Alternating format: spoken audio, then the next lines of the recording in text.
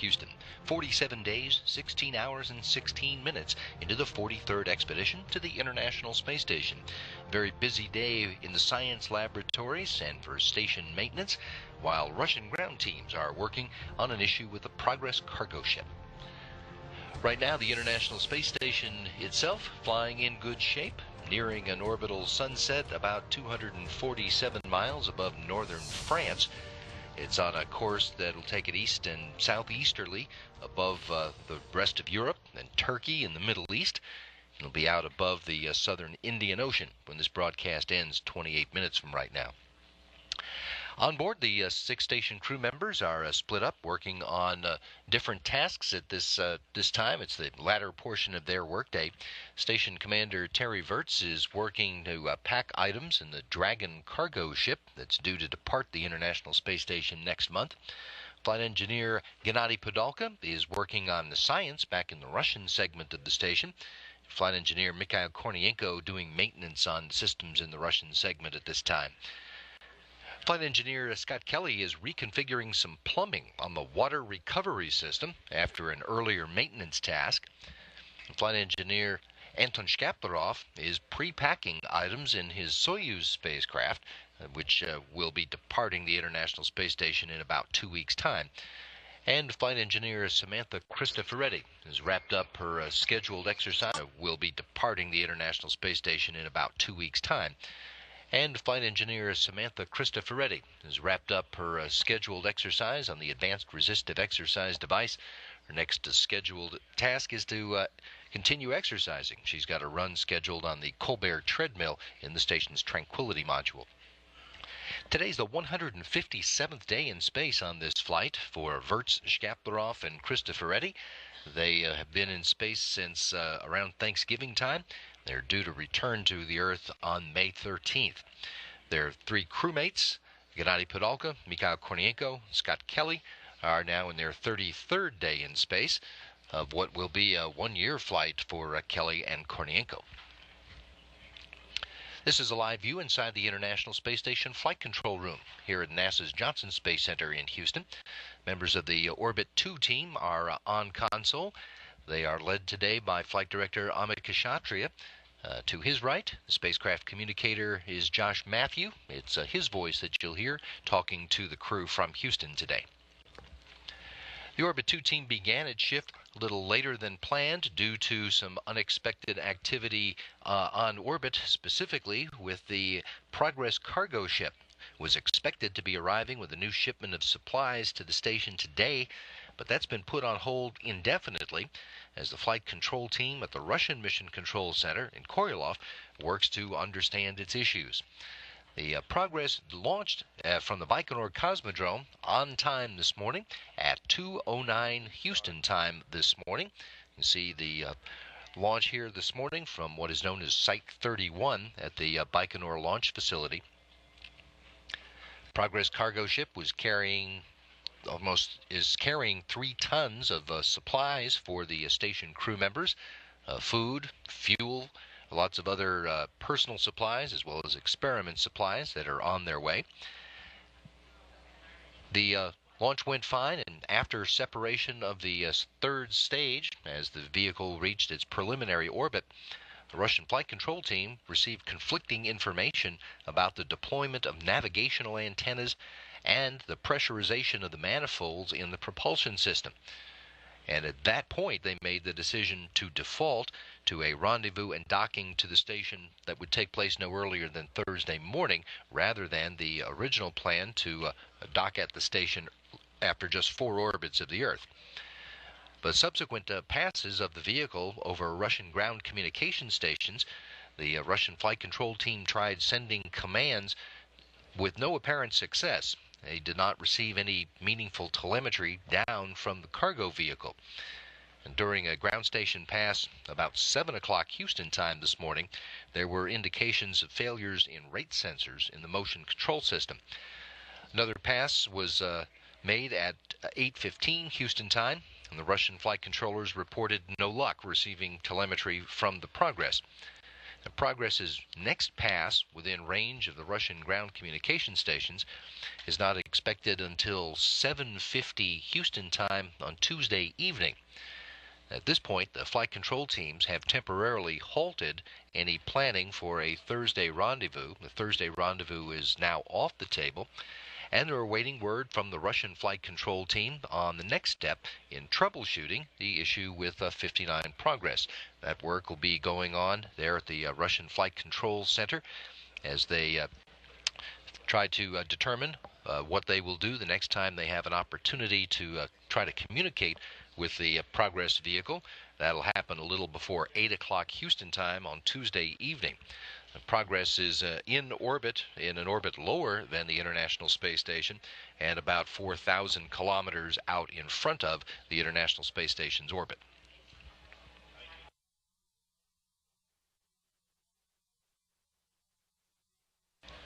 Now, much of the attention of the International Space Station crews today has been focused on laboratory science operations, but they've also been taking care of some station maintenance. The original plan for Station Commander Terry Virts and Flight Engineer Scott Kelly had been for them to spend the day with a new session of rodent research experiment. That's, in this iteration, is testing how the immune system in space reacts to a vaccine injection and whether or not the drug would improve the immune system function.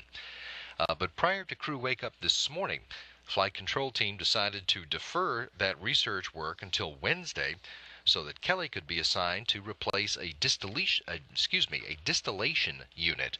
That's a piece of the urine processing assembly. You got to look at some of that video of Kelly's work from earlier today. The UPA, urine processing assembly, failed this past weekend, and the replacement of this distillation unit was needed to get it back up and running. And so Kelly completed that work, spending most of his morning on it, and got that done prior to his lunch break.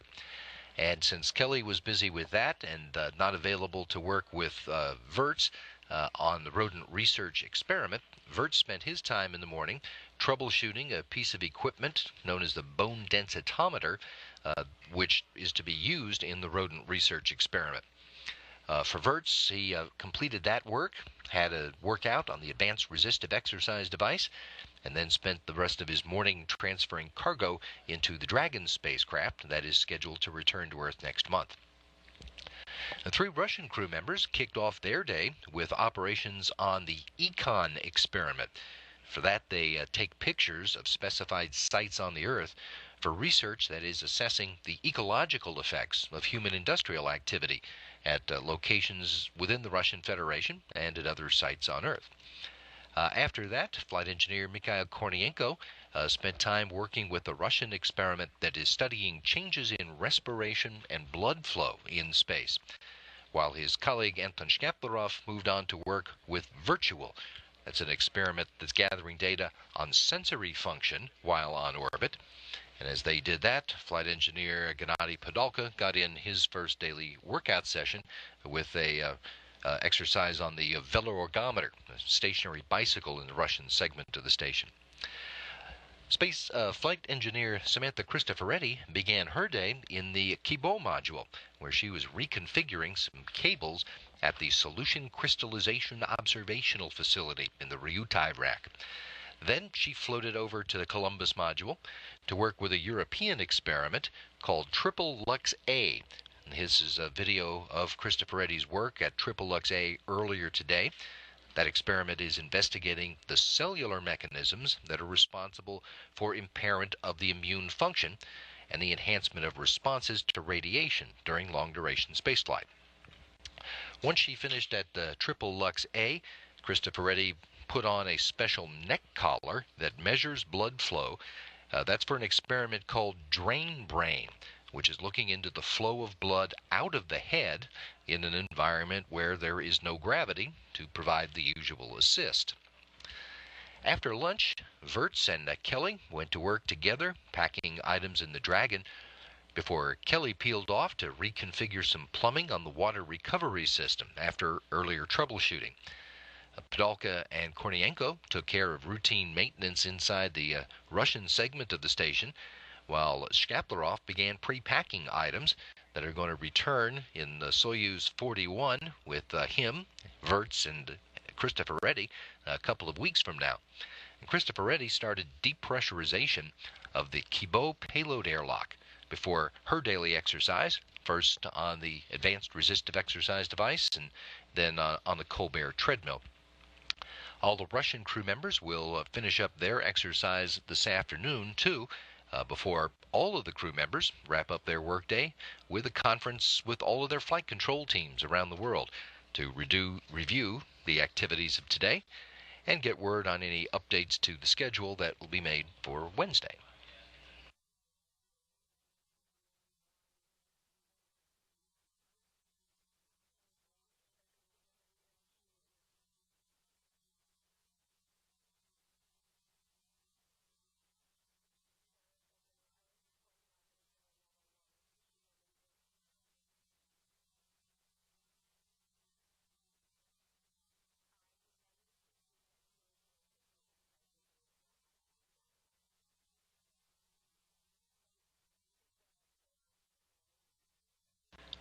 Flight engineers Scott Kelly and Mikhail Kornienko have been on the station for just a little over a month now. They're not even 10% of the way through their planned mission of a year on orbit, which is designed to gather more information about how the human body responds to being in weightlessness for longer periods of time, longer than the 6 months that had been the norm for International Space Station flights. NASA's Human Research Program has a special scientific agenda for this one-year crew, and it includes gathering information about the impact to the crew members' vision.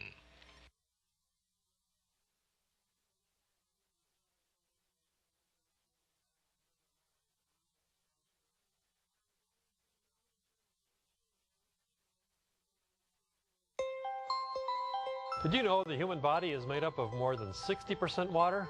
And with that comes challenges we deal with in our everyday life. Hi, I'm Dr. John Charles from NASA's Human Research Program. During the one-year International Space Station mission, NASA will conduct visual impairment studies to learn more about fluid shifts and vision health. Here on Earth, some of us experience swelling in our legs or get dizzy when we stand up too quickly or suffer from elevated blood pressure. These common ailments faced on Earth are related to the amount of fluids in our bodies and how they are redistributed when we change posture. Remember swinging upside down on the monkey bars when you were a child? You may have felt a heavy sensation around your eyes. When astronauts are in space, they may experience a similar feeling as weightlessness causes fluids to shift to the upper body. With this fluid shift persisting for weeks and months in space and not just seconds on the monkey bars, pressure may build up around the brain and behind the eye and affect their vision. In the past, we thought this was a temporary problem, but now believe it may be a more significant concern. 2 visual impairment studies, which use non-invasive tools like ultrasound devices, high-resolution photography, and blood pressure monitors, will assess what happens in the body when fluid volume shifts before, during, and after long-duration spaceflight. Researchers hope to predict the magnitude of these shifts and understand the causes of related diseases. Vision is a critical sense on Earth and in orbit, and it is imperative we learn more as we prepare for future missions to asteroids, Mars, and beyond. Patients on Earth suffering from similar problems may benefit from NASA's research of this syndrome and the increased focus on non-invasive measurement techniques. To learn more about NASA's Human Research Program, visit www.nasa.gov.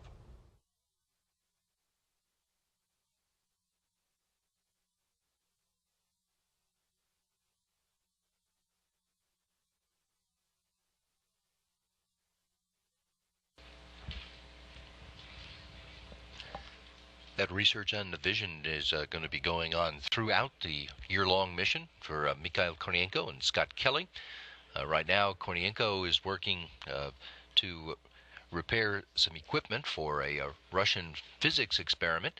Scott Kelly is wrapping up some replumbing work and at the water recovery system, getting that back into shape to resume its operations. And that's going on as their crewmates are split up, working on packing both the Dragon vehicle and the Soyuz vehicle. A couple of other crew members doing exercise right now. As the space station is moved it out over the northern Indian Ocean and now just moved out of the range of communications with the Mission Control Center here in Houston. On the map we were showing you a second ago, you see a representation of the Progress supply vehicle out in front of the International Space Station. It's about 4,000 kilometers in front, although at a lower orbit.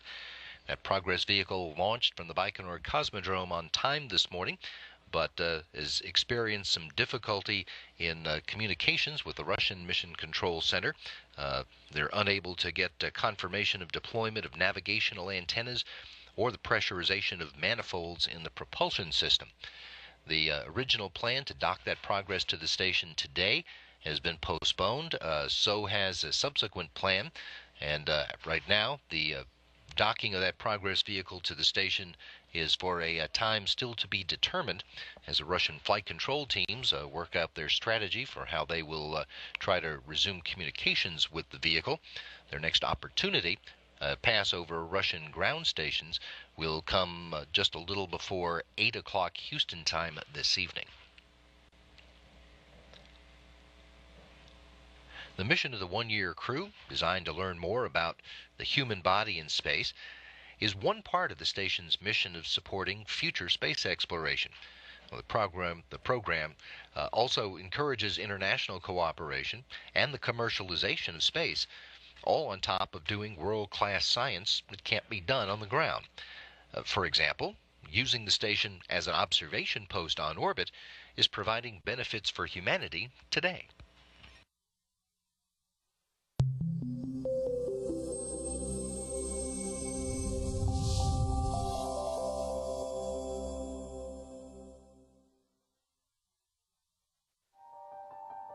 Carroll Township's a very rural area in northern Ohio, right on Lake Erie. Lake Erie has always been very important to Carroll Township and its residents. We use it for drinking water, we treat it, and it's really our livelihood.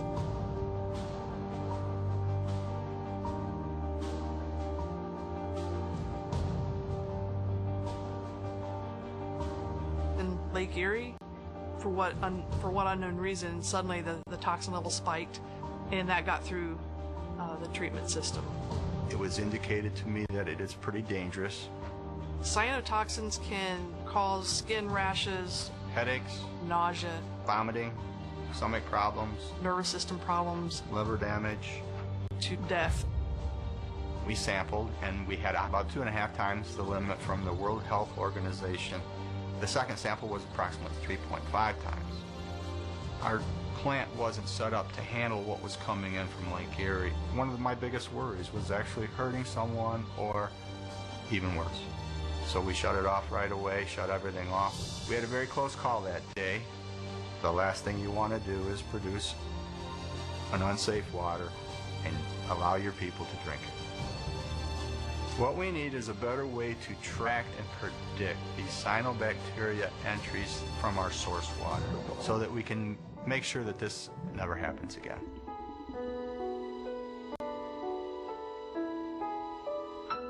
A lot of times we'll find out after the fact that there's a problem with cyanobacteria in the water because the bloom's already occurred. We either get results of sick animals or sick people. We need a paradigm shift. We need to go from being constantly reactive to these blooms to having a capability that allows us to become proactive. And the U.S. Environmental Protection Agency has been very encouraging of allowing for some high-risk, high-reward projects. And that allowed us to think outside the box, way outside the box. We've been fortunate enough to make use of a sensor on the International Space Station called HICO, which stands for the Hyperspectral Imager for the Coastal Ocean. HICO consists of 2 instruments. One is a camera, and the second instrument is a spectrophotometer, which actually gives us the spectrum of light leaving that water. The camera on a cell phone, for example, contains about 3 bands of data in a red channel, a green channel, and a blue channel.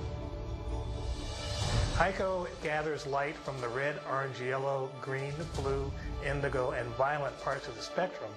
So using this technology, we're able to now detect those water quality parameters such as water clarity, what the phytoplankton concentration is in your water, how much light is being absorbed in your water, as well as what's the distribution of cyanobacteria in those waters, and does that concentration pose a health hazard? So what this means is instead of waiting for someone to report that there's a problem with cyanobacteria bloom, we can monitor these water bodies from space and get information that we can rapidly get out to the water quality managers through a smartphone application that we've developed. So the app allows you to drop a pinpoint, and that pin can be placed in an area where a drinking water treatment plant may have an intake, and see what the current water quality conditions were. Each user gets that information near real time, so they can make judgment calls on whether they have to respond or take action. Having the HYCO on the International Space Station has been the ideal test bed for our research. This is an amazing partnership. The Naval Research Laboratory had HYCO on NASA's International Space Station. As HYCO acquired a scene, it was transferred to the Naval Research Laboratory, and then the Environmental Protection Agency was able to do the analysis and the validation to send this information out through a prototype mobile application. Yes, this technology will reduce costs and provide near real-time information, but the big goal here is protecting humans. And if we can reduce exposures both to humans and even animals, then we've achieved our goal.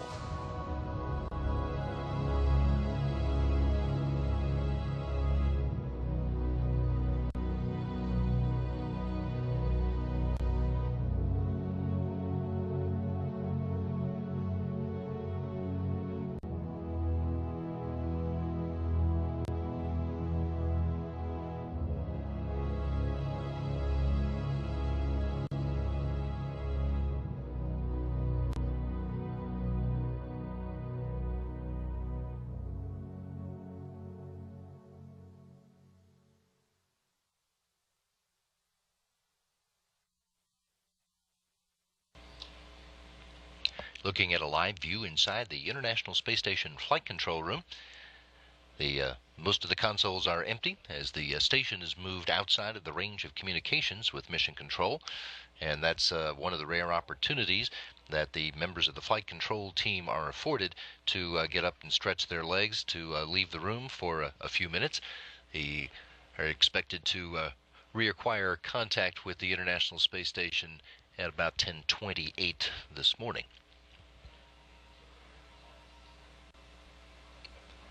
In that feature, we got a look at some of the value that's provided by putting scientific instruments on the outside of the International Space Station that can look down at the Earth and take scientific readings. We have 6 human beings on board the station who are also looking down at the Earth, much of the time with cameras in their hands, and some of them are taking the opportunity to share what they see with social media and show that to us on the ground. For instance, Station Commander Terry Virts tweeted this photograph from Sunday's birthday party for his colleague Samantha Cristoforetti. She celebrated her birthday on orbit, and all the crew members on a weekend when they were off duty anyway took the opportunity to help her celebrate that. Virts also looked out the windows and got a pretty terrific view of the Nile River as it moves up through eastern Africa, heading for the Mediterranean there in the distance. The Red Sea also pretty obvious. Cristoforetti looked out the window and saw a giant cloud, apparently an ash cloud from a volcano in Chile, but that large so that it pretty much filled the field of view of her camera. She got another view closer to the United States, looking down at the city of New Orleans and the Mississippi River Delta as it winds its way through those lowlands headed toward the Gulf of Mexico. Flight engineer Scott Kelly also was looking out the window and shared this photograph of the Bahamas that he got a look at. As well, a more cryptic sort of photograph. These are river delta area along the east coast of the United States. Certainly an interesting view that they're getting from about 250 miles up. You can follow the crew members themselves on social media, on Twitter, And for all of those crewmates who just saw, at Astro Terry, at Astro Samantha, at Station CDR Kelly, Anton Shkaparov also tweeting at Anton Astray. You can follow the science on board the International Space Station on Twitter as well. That's at ISS Research. You can also, of course, follow them on Facebook. Follow the whole station program on Facebook, ISS. Plenty of opportunities using Twitter, Instagram, Facebook, and other applications to keep up to date with what's going on board the space station.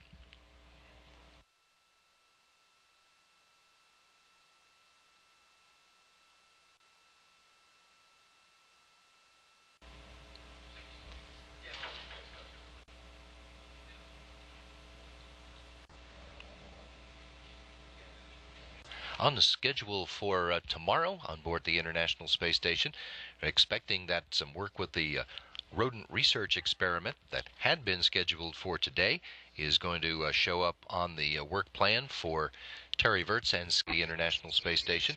We're expecting that some on the schedule for tomorrow on board the International Space Station.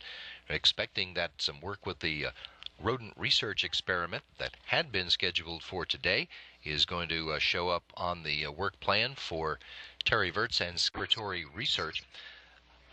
Kelly Kornienko are going to be spending a little time tomorrow talking about their mission in interviews with the Associated Press and Westwood One. That'll take place at 8:30 Central Time tomorrow morning. And you can see that live as it happens on NASA television as Scott Kelly and Mikhail Kornienko talk with the AP and Westwood One about the first month of their 1 year on orbit. On Thursday, the crew members will be continuing with cargo operations. They'll be loading things into the Dragon spacecraft, also taking care of routine maintenance on board the station, and the variety of human life sciences research will be continuing as well. As a programming note, we'll note that today's NASA TV video file is coming up at 11 o'clock Central Time this morning with the latest news from all over the nation's space agency. That'll include a look at the launch this morning of Progress 59, Russian cargo ship headed for the International Space Station. That vehicle has suffered some sort of problem in communications with the Russian Mission Control Center, which has been unable to get confirmation of the deployment of its navigational antennas. The vehicle is in orbit in front of the International Space Station. The Russian flight control teams will make another opportunity to contact it coming up at 7:50 Central Time tonight. Those are some of the items that are coming up as the crew members on orbit work through the end of their workday today. Our next live report on space station activity will be coming up at 10 a.m. Central Time tomorrow. At a mission elapsed time of 47 days, 16 hours, and 44 minutes, this is Mission Control, Houston.